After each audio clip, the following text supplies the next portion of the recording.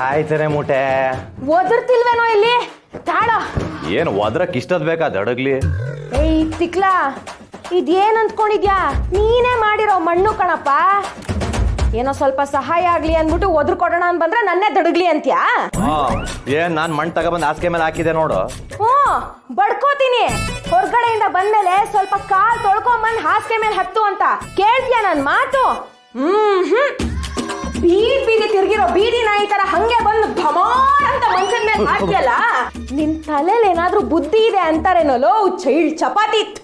ನಾನ್ ಚಪಾತಿನೇ ಕಣೆ, ಅದಕ್ಕೆ ತೆಳ್ಳಗಿದ್ದೀನಿ. ನೀನು ಚಪಾತಿ ಇಟ್ಟು ಅದಕ್ಕೆ ದಪ್ಪಗಿದ್ಯಾ. ಕೋಳಿನ ತಿಂದು ಬಿಟ್ಟಿರೋ ಮೂಳೆ ಇದ್ದಂಗಿದ್ಯಾ. ನನ್ ಬಗ್ಗೆನೇ ಮಾತಾಡ್ತೀಯ ನೀನು? ಮುಚ್ಕೊಂಡ್ ಸೈಡಲ್ಲಿ ನಿಂತ್ಕೋ. ಒದ್ರುತ್ತೀವ ಇಲ್ಲಿ.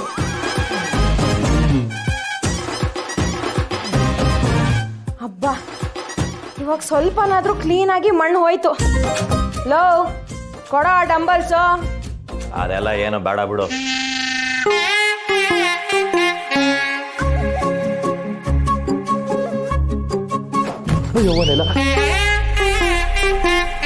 ಸೀನಾ, ನಿಜವಾಗ್ಲೂ ನಮ್ಮಿಬ್ರು ಮಧ್ಯ ಡಂಬಲ್ಸ್ ಇಡೋದ್ ಬೇಡವಾ? ಬೇಡ ಕಣೆ ಮೂಟೆ.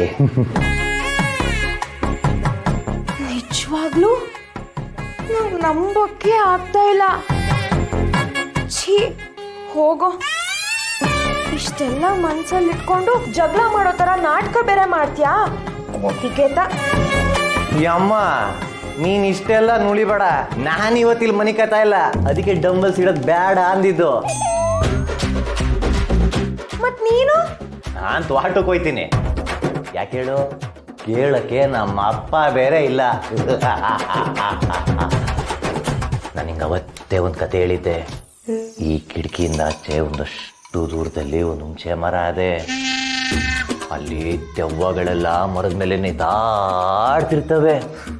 ಅದ್ರಲ್ಲಿ ಅದಕ್ಕೆ ದಪ್ಪಗಿರೋರು ಅಂದ್ರೆ ಭಾರಿ ಇಷ್ಟ ಅಂತೆ ಅಂತ. ನಾನು ಹೋದ್ಮೇಲೆ ಅದು ಬರ್ತದೆ ಹುಷಾರು. ಅದು ಬಂದ್ಮೇಲೆ ಅದ್ರ ಜೊತೆ ಚೌಕಾಬಾರನಾರ ಆಡು, ಇಲ್ಲ ಅದ್ರ ಜೊತೆ ಮನಿ ಕಂಡು ಕತೆನಾರ ಕೇಳು. ನಾನ್ ಹೊಂಟೆ.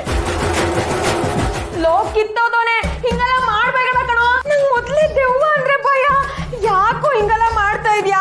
ದಯವಿಟ್ಟು ಹಿಂಗೆಲ್ಲ ಮಾಡ್ಬೇಡ ಕಣೋ. ನಿನ್ ಕಾಲಿಗೆ ಬೇಕಾದ್ರೆ ಬೀಳ್ತೀನಿ. ನಾನು ಒಬ್ಳನ್ನೇ ಬಿಟ್ಟು ಹೋಗ್ಬೇಡ ಕಣೋ. ಇಲ್ಲೇ ಮಲ್ಕೊಳೋ ದಯವಿಟ್ಟು ಸೀನಾ.